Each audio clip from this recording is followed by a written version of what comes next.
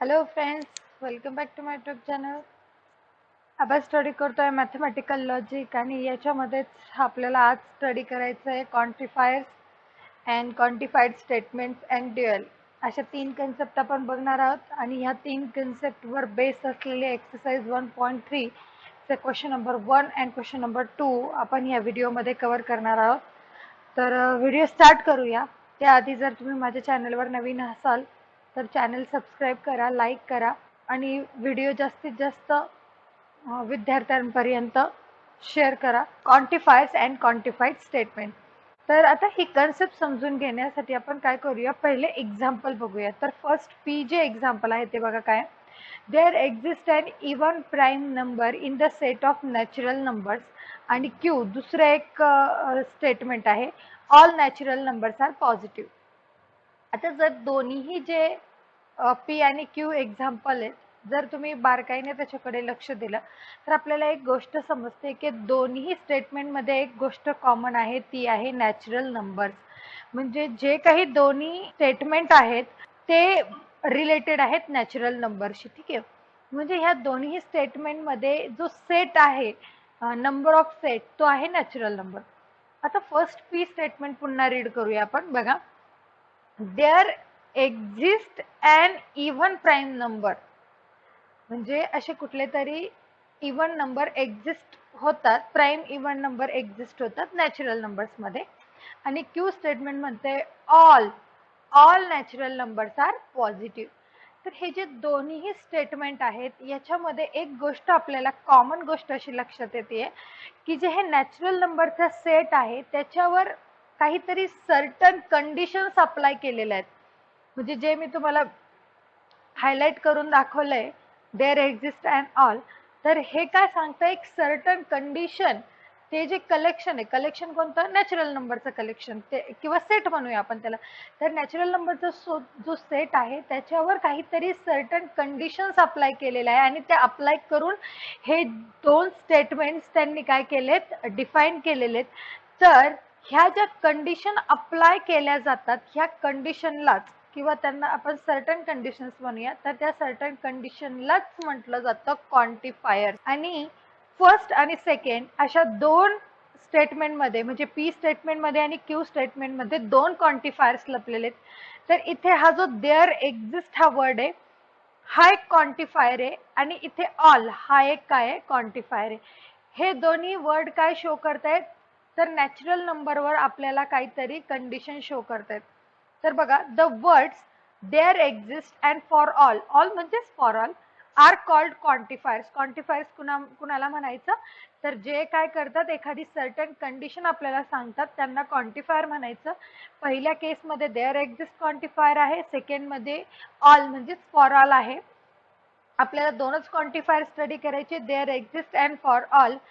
आणि ज्या वेळेला आपण एखादं स्टेटमेंट ह्या क्वांटिफायरचा यूज करून तयार करतो त्या स्टेटमेंटला म्हणायचं quantified statement. The statement involving quantifiers are called the quantified statement.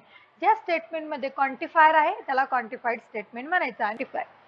तर आपल्याकडे दोन क्वांटिफायर आहेत, एक पहिला आहे देअर एक्झिस्ट आणि दुसरा क्वांटिफायर आहे ऑल, किंवा त्याला आपण फॉर ऑल म्हणूया, फॉर ऑल. आता देअर एक्झिस्ट हा जो क्वांटिफायर आहे तो शो करण्यासाठी आपण असा उलटा ई काढतो आणि फॉर ऑल शो करण्यासाठी असा उलटा ए काढतो. हे यांचे सिम्बॉलिक फॉर्म आहेत. आणि देअर एक्झिस्टलाच म्हटलं जातं एक्झिस्टेन्शियल क्वांटिफायर. देअर एक्झिस्टलाच म्हणतात एक्झिस्टेन्शियल क्वांटिफायर आणि फॉर ऑलला म्हटलं जातं युनिव्हर्सल क्वांटिफायर. मग ज्या क्वांटिफाईड स्टेटमेंटमध्ये देअर एक्झिस्ट हा क्वांटिफायर असेल त्याला म्हटलं जाईल एक्झिस्टेन्शियल क्वांटिफाईड स्टेटमेंट. आणि ज्याच्यामध्ये फॉर ऑल हे क्वांटिफायर असेल त्याला म्हटलं जाईल युनिव्हर्सल क्वांटिफाईड स्टेटमेंट. अगदी सोपं सोपं आहे. दोन्ही गोष्टी लक्षात घ्या की आपल्याकडे दोन क्वांटिफायर आहे, there exist and for all. There exist हा उलटा ई ने शो करतात, फॉर ऑल उलटा ए ने शो करतात. देअर एक्झिस्टलाच म्हटलं जातं एक्झिस्टेन्शियल क्वांटिफायर आणि फॉर ऑललाच म्हटलं जातं universal quantifier. Every quantified statement correspond to the collection and a condition. म्हणजे प्रत्येक क्वांटिफाईड स्टेटमेंट जे असतं ते नेहमी काय शो करतं, तर ते नेहमी शो करतं एक कलेक्शन आणि एक कंडिशन. तर जो पी एक्झाम्पल आहे, पी स्टेटमेंट आहे, त्याच्यामध्ये नॅचरल नंबरचा सेट हा आहे. नॅचरल नंबरचा सेट म्हणजे हा झाला आपला कलेक्शन. कलेक्शन म्हणजे ज्याच्यावर आपल्याला ते डिफाईन करायचं. आणि being an even prime number ही झाली कंडिशन. कंडिशन काय? Even prime number. तर प्रत्येक क्वांटिफाईड स्टेटमेंट आपल्याला काय सांगते, तर एक कलेक्शन सांगतं आणि एक कंडिशन सांगतं. तर पी एक्झाम्पल साठी कलेक्शन झाला सेट ऑफ नॅचरल नंबर आणि इवन प्राईम नंबर ही झाली त्याची कंडिशन. तसं मला ह्या क्यू साठी काय असेल हे मला कमेंट बॉक्स मध्ये कळवायचंय तुम्ही, की क्यू साठी कलेक्शन काय असेल आणि क्यू साठी कंडिशन काय असेल. बघा इथे क्वेश्चन दिलाय, what is the condition in the statement Q. मला कंडिशनही सांगा आणि सेटही सांगा, कमेंट बॉक्स मध्ये कळवा. आता हे झालं क्वांटिफायर्स आणि क्वांटिफाईड स्टेटमेंट. जिथे आपण स्टेटमेंट म्हटलो की तिथे ट्रूथ व्हॅल्यू आल्या. तर एखादं स्टेटमेंट आपण घेत असू तर त्याची ट्रूथ व्हॅल्यू ही असतेच, आयदर ती फॉल्स असते किंवा आयदर ती ट्रू असते. मग क्वांटिफाईड स्टेटमेंटच्या ट्रूथ व्हॅल्यूचं काय? क्वांटिफाईड स्टेटमेंटच्या ट्रूथ व्हॅल्यू कशा काढायच्या? तर जर आपल्याकडे दोन क्वांटिफाईड स्टेटमेंट असतील तर त्यांचे ट्रूथ व्हॅल्यू पण दोन वेगळ्या वेगळ्या असतील. तर बघूया, फर्स्ट क्वांटिफाईड स्टेटमेंट म्हणजे घेऊया युनिव्हर्सल, म्हणजे फॉर ऑल म्हणूया त्याला आपण, फॉर ऑल किंवा युनिव्हर्सल क्वांटिफायर. तर युनिव्हर्सल क्वांटिफायर हे कधी ट्रू असेल, ज्या वेळेस if all the objects in the collection satisfies the condition.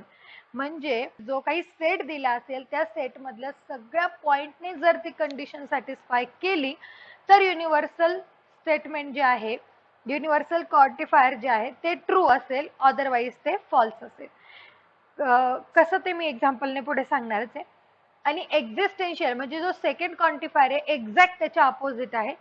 जर एक्झिस्टेन्शियल क्वांटिफायर हे ट्रू कधी असेल, ज्या वेळेला at least one object in the collection satisfies the condition. म्हणजे तुम्हाला जो काही क्वेश्चन किंवा स्टेटमेंट दिला असेल त्याच्यात जी कंडिशन असेल, जर त्या सेट मधल्या एका जरी इलेमेंटने ती कंडिशन सॅटिस्फाय केली तर existential quantifier true, otherwise false. आणि युनिव्हर्सल म्हणतं जर त्या सेट मधल्या प्रत्येक इलेमेंटनी तुमच्या स्टेटमेंट मधल्या कंडिशनला सॅटिस्फाय केलं तर आणि तरच ते स्टेटमेंट ट्रू, अदरवाईज फॉल्स. तर दोन गोष्टी आपल्या लक्षात आल्या. देअर एक्झिस्ट म्हणजे एक्झिस्टेन्शियल क्वांटिफायर स्टेटमेंट हे ट्रू कधी असेल, जर एक जरी ऍटलिस्ट वन, एक जरी इलेमेंटने कंडिशन सॅटिस्फाय केली तर. आणि फॉर ऑल हे ट्रू कधी असेल, जेव्हा सगळ्याच्या सगळ्या, फॉर ऑल म्हणजे ऑल ऑल ऑल इलेमेंटने जर कंडिशन सॅटिस्फाय केली तरच हे ट्रू, अदरवाईज फॉल्स. याच्यातल्या देअर एक्झिस्ट मध्ये एकाने जरी केली तरी ट्रू आणि जर एकानेही केली नाही तर ती येईल फॉल्स. ओके, आता बघूया याच्यावरचा क्वेश्चन एक्सरसाइज 1.3 चा. So question number 1 from the exercise 1.3. तर क्वेश्चन नंबर 1 काय दिलाय बघा, इफ ए सेट त्यांनी दिलेला आहे, determine the truth value of each of the following. आपल्याला ट्रूथ व्हॅल्यू काढायच्यात. प्रत्येक वेळेला त्यांनी वेगळे वेगळे स्टेटमेंट दिलेत प्रत्येक क्वेश्चन मध्ये आणि त्याच्यातले आपल्याला ट्रूथ व्हॅल्यू सांगायचे. म्हणजे हे जे समजा हे पहिलं स्टेटमेंट आहे हे ट्रू आहे की फॉल्स हे आपल्याला ठरवायचे. आणि याच्यासाठी आपण वरती जे क्वांटिफायर्स घेतले होते त्याचे ट्रूथ व्हॅल्यू घेतले होते त्याचा यूज करणार आहे. तर फर्स्ट एक्झाम्पल बघूया. फर्स्ट एक्झाम्पल काय म्हणतंय, तर फर्स्ट आहे, there exist x belongs to a such that x minus 8 is equal to 1. आणि a जो आहे तो आपल्याला प्रत्येक केस साठी a हाच घ्यायचा आहे. ह्याच सेटवर आपल्याला सगळं डिफाईन केलेलं आहे. तर देअर एक्झिस्ट आहे, देअर एक्झिस्ट आहे म्हणजे एक्झिस्टेन्शियल क्वांटिफायर आहे. एक्झिस्टेन्शियल क्वांटिफायर म्हणतं की जर एक्स ए मधल्या एका जरी इलेमेंटनी ही कंडिशन सॅटिस्फाय केली तर हे स्टेटमेंट ट्रू येईल, अदरवाईज फॉल्स येईल. तर बघा, जर एक्स ची व्हॅल्यू मी 3 पुट केली तर 3 - 8 हा किती असतो, -5 येईल, कंडिशन सॅटिस्फाय होणार नाही. जर मी एक्स ची व्हॅल्यू 5 घेतली, एक्स ची व्हॅल्यू जर 5 घेतली तर 5 - 8 म्हणजे -3 येतं, तरी पण कंडिशन सॅटिस्फाय होत नाही. जर मी एक्स ची व्हॅल्यू 7 घेतली तर 7 - 8 अगेन -1 अगेन कंडिशन सॅटिस्फाय होत नाही. समजा 9 घेतलं तर 9 - 8 1 येतो. 9 - 8 काय येतो 1 येतो आणि त्यासाठी ही कंडिशन सॅटिस्फाय होते. म्हणजेच for x is equal to 9 belongs to A satisfies given condition. कोणती कंडिशन सॅटिस्फाय करतोय तर x म्हणजे 9 x - 8 is equal to 1 he condition हा 9 जो इलेमेंट आहे तो सॅटिस्फाय करतोय. म्हणजे ह्याच ए सेट मधला एक तरी इलेमेंट जर ती कंडिशन सॅटिस्फाय करत असेल तर आपण म्हणूया की ह्या स्टेटमेंटची व्हॅल्यू काय येते ट्रू येते. So therefore statement is true and hence its truth value is याप्रमाणे. सेकंड बघूया, अगदी सोपे सोपे क्वेश्चन आहे. सेकंड बघूया, सेकंड काय सांगते. For all x belongs to A x square plus x is an even number. For all म्हटलं की सगळ्याच्या सगळ्या इलेमेंटने कंडिशन सॅटिस्फाय केली तरच ट्रू नाही तर फॉल्स. आता एक्स ची व्हॅल्यू 3 घेतली, 3 चा स्क्वेअर येतो तर 3 square plus 3 is equal to काय तर 3 स्क्वेअर येतो 9, 9 प्लस 3 विच इज 12. 12 हा इवन नंबर आहे. एक्स ची व्हॅल्यू 5 घेतली तर 5 चा स्क्वेअर प्लस 5, 5 चा स्क्वेअर येतो 25, 25 प्लस 5 इट्स 30 इवन नंबर आहे. एक्स ची व्हॅल्यू 7 घेतली तर 7 square plus 7 which is equal to 49 plus 7 which is equal to 56. तर याची पण व्हॅल्यू काय येते इवन येते. सगळ्याच्या सगळे नंबर आपले इवन नंबर आले. म्हणजेच काय म्हणूया आपण की each element किंवा each x belongs to A satisfies given condition. कोणती कंडिशन सॅटिस्फाय करते x square plus x is an even number. ही कंडिशन काय करते प्रत्येक इलेमेंट सॅटिस्फाय करते. Therefore the statement is true. The given statement is true and hence its truth value is A. ह्याप्रमाणे. Third आणि fourth बघूया. Third आहे there exist x belongs to A such that x square is less than 0. आता एक्सचा square लेस than 0 कोणत्या नंबरचा square हा कधीच 0 पेक्षा छोटा येत नाही. म्हणजेच काय एक्स ए मधला कोणताच इलेमेंट असा नाही आहे ज्याचा स्क्वेअर जर मी केला तर तो 0 पेक्षा छोटा येईल. म्हणजे आपण असं म्हणू शकतो देअर इज नो एक्स म्हणजे असा कोणताच एक्स नाही belongs to A which satisfies the given condition x square is less than 0. Therefore given statement is false. हे स्टेटमेंट काय फॉल्स आहे.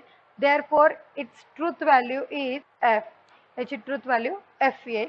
त्यानंतर बघूया next fourth one. For all x belongs to A x is an even number. X हा even number असला पाहिजे. आता जर सगळ्या इलेमेंटने सॅटिस्फाय केली ही कंडिशन तरच ट्रू अदरवाइज फॉल्स. आता एक्स मधले सगळे एक्स हे इवन नंबर असले पाहिजे. तर बघा जर मी एक्स ची व्हॅल्यू 3 घेतली 3 इवन नाहीये, 5 इवन नाहीये, 7 इवन नाहीये, 9 इवन नाहीये, 11 पण इवन नाहीये. फक्त आणि फक्त 12 हा इवन नंबर आहे. बाकी कोणतेच नंबर हे काय नाहीये इवन नंबर नाहीये. म्हणजे सगळे इलेमेंट ही कंडिशन सॅटिस्फाय करत नाही. म्हणून आपण काय म्हणू शकत नाही की हे जे स्टेटमेंट आहे ते काय नाहीये ट्रू नाहीये, हे फॉल्स आहे. Here x is equal to 3, 5, 7, 9 and 11 are odd numbers. हे सगळे odd numbers आहेत ते even नाहीये. Therefore they does not satisfy given condition. Therefore given statement false and hence its truth value is false. याची truth value false आहे. तर fifth one बघूया. There exist x belongs to A such that 3x plus 8 is greater than 40. म्हणजे एक तरी x असा असला पाहिजे या ए सेट मधून की जो काय करेल ही कंडिशन सॅटिस्फाय करेल. बघूया की एखादा तरी एक्स ही कंडिशन सॅटिस्फाय करतोय का. जर मी एक्स ची व्हॅल्यू 3 घेतली तर 3 3 जा 9, 9 प्लस 8 दॅट इज 17. ती ही कंडिशन सॅटिस्फाय करत नाही. 5 जर ठेवला 5 3 जा 15, 15 प्लस 8 23 ते पण करत नाही. 7 जर घेतला 21 प्लस 8 29 हे पण करत नाही. मोठे नंबर ठेवून बघूया. जर x ची व्हॅल्यू मी 12 घेतली तर काय होईल 3 into 12 plus 8 36 plus 8 which is equal to 44 which is greater than 40. म्हणजे काय होतं जर x ची व्हॅल्यू जर मी काय घेतली 12 घेतली आणि 11 ने पण होईल कदाचित सॅटिस्फाय. हा 11 3 जा 33 33 प्लस 8 म्हणजे झाला 4. तर हे दोन्ही 11 आणि 12 हे दोन्ही पण काय करताय ही कंडिशन सॅटिस्फाय करताय आणि देअर एक्झिस्ट म्हणतो की एकाने जरी कंडिशन सॅटिस्फाय केली तरी काय होणार आहे ट्रू येणार आहे. मग आपण असं म्हणू शकतो the x is equal to 11 and x is equal to 12 belongs to A satisfies the condition 3x plus 8 is greater than 40. He condition हे दोघं satisfy करतात. Therefore given statement is true and hence its truth value is t. त्याची truth value T आली. एकच last राहिला आपला 6 नंबरचा, तोही बघून घेऊया आपण. 6 number for all x belongs to A 2x plus 9 is greater than 14. म्हणजे जर a च्या सगळ्या एलिमेंटनी ही कंडिशन सॅटिस्फाय केली तर ट्रू नाहीतर फॉल्स. जर x ची व्हॅल्यू 3 घेतली 3 टू जा 6 6 प्लस 9 6 प्लस 9 किती होतो 15 विच इज ग्रेटर दॅन 14. तर तो काय करतोय ही कंडिशन सॅटिस्फाय करतोय. आता या सेट मधला सगळ्यात छोटा नंबर 3 आहे. जर 3च ही कंडिशन सॅटिस्फाय करतोय म्हणजे 3 पेक्षा सगळं मोठे असलेले पण ह्या कंडिशन सॅटिस्फाय करतील. म्हणजेच काय every element every x belongs to A satisfies 2x plus 9 is greater than 40. सगळ्यात छोटा एलिमेंट करतोय म्हणजे मोठे एलिमेंट पण ऑफकोर्स ही कंडिशन सॅटिस्फाय करतील. म्हणून जर प्रत्येक एलिमेंट सॅटिस्फाय करत असेल तर आपण काय म्हणणार given statement and hence its truth value is T. तर असा आपला हा question number 1 from the exercise 1.3 आपला कंप्लीट झालाय. आपल्याला सेकंड क्वेश्चन बघायचा जो आहे ड्युअल्स वर. त्याच्या आधी ड्युअल्स म्हणजे काय ते बघूया आणि मग क्वेश्चन सॉल्व्ह करूया. तर ड्युअल्स म्हणजे काय आधी ते बघूया. आता काय म्हटलंय the letters T and C denotes the tautology and contradiction. हे आपल्याला माहिती ऑलरेडी आपण स्टडी केलंय. मग ड्युअलची डेफिनेशन काय if two statement contains logical connectives disjunction and conjunction and letters T and C then they are said to be duals of each other if one of them is obtained from the other by interchanging disjunction with conjunction and T with. सोप्या भाषेत सांगायचं ठरलं तर एखाद्या स्टेटमेंटचं dual म्हणजे काय जर त्याच्यामध्ये कंजक्शन असेल तर कंजक्शनचं डिस्जंक्शन करा, डिस्जंक्शन असेल तर कंजक्शन करा. जर त्या स्टेटमेंटमध्ये टॉटॉलॉजी किंवा कॉन्ट्राडिक्शन असेल तर टॉटॉलॉजीचं कॉन्ट्राडिक्शन करा, कॉन्ट्राडिक्शनचं टॉटॉलॉजी करा. म्हणजे फक्त जस्ट आपल्याला रिप्लेस करायचंय. जर एखाद्या स्टेटमेंटमध्ये डिस्जंक्शन असेल तर त्याचं कंजक्शन करायचं आणि जर कंजक्शन असेल तर डिस्जंक्शन करायचं. टॉटॉलॉजी असेल तर कॉन्ट्राडिक्शन करायचं, कॉन्ट्राडिक्शन असेल तर टॉटॉलॉजी करायचं. बस असं फक्त इंटरचेंज करायचं. इथं त्यांनी एक्झाम्पल पण दिले बघा. पी डिस्जंक्शन क्यू चं ड्युअल काय P conjunction Q. T disjunction P चं ड्युअल काय सी कंजक्शन क्यू. बघा इथं टी पण आलाय आणि डिस्जंक्शन पण आलाय. टी रिप्लेस केला सी ने, डिस्जंक्शन रिप्लेस केला कंजक्शनने. याप्रमाणे अगदी सोपं ओरली ही सुद्धा आपण हे क्वेश्चन सॉल्व्ह करू शकतो. तर लगेच एक्सरसाइजचा क्वेश्चन बघू. अगदी 1 लाईन क्वेश्चन आहे. Write the duals of each of the following. प्रत्येकाचा आपल्याला ड्युअल लिहायचंय. तर पहिलं घेऊया त्याचा ड्युअल काय पी ॲज इट इज फक्त डिस्जंक्शन आहे कंजक्शन करा. Q as it is conjunction आहे त्याचं डिस्जंक्शन करा. झाला याचा ड्युअल. सेकंड पी कंजक्शनचं झालं डिस्जंक्शन आणि कंजक्शनचं झालं डिस्जंक्शन झालं. Third P conjunction Q disjunction R conjunction S. next P disjunction negation Q. फक्त कंजक्शनचं डिस्जंक्शनचं कंजक्शन एवढंच करायचं, काहीच करायचं नाहीये दुसरं. Second fifth one negation of P disjunction becomes conjunction become disjunction, negation of R disjunction S. sixth one negation P disjunction negation Q disjunction P conjunction Q disjunction negation R. चले आता 7th आणि हे last वाले 7th one negation P detection झाला conjunction, Q conjunction झाला detection, P conjunction negation of Q detection negation S. आता C म्हणजे सीचं निगेशन, सीचा ड्युअल होईल टी, डिजेक्शनचा होईल कंजक्शन, पी कंजक्शनचा होईल डिजेक्शन, क्यू कंजक्शन आर. त्याच्यानंतर शेवटी इथे बघा 10th मध्ये नाही 9 नंबरचं एक्झाम्पल आहे. हा इथे इथपर्यंत 9 नंबरचं एक्झाम्पल आहे. 9 नंबरचं एक्झाम्पल आहे negation of P conjunction Q disjunction R disjunction T आहे, डीएल येईल सी. आणि 10 नंबरचं एक्झाम्पल बघा, याचं डीएल काय P conjunction Q conjunction T, C च्या ऐवजी येईल टी. संपलं. झाला आपला question number 2 from the exercise 1.3 complete. आता जे पुढचं लास्ट 3 आणि 4 नंबरचे जे क्वेश्चन आहेत तर ते त्याच्यासाठी जो महत्त्वाचा पार्ट आहे तो आपण नेक्स्ट व्हिडिओमध्ये बघूया आणि ते क्वेश्चनही पुढच्या व्हिडिओत बघूया. Thanks for the watching.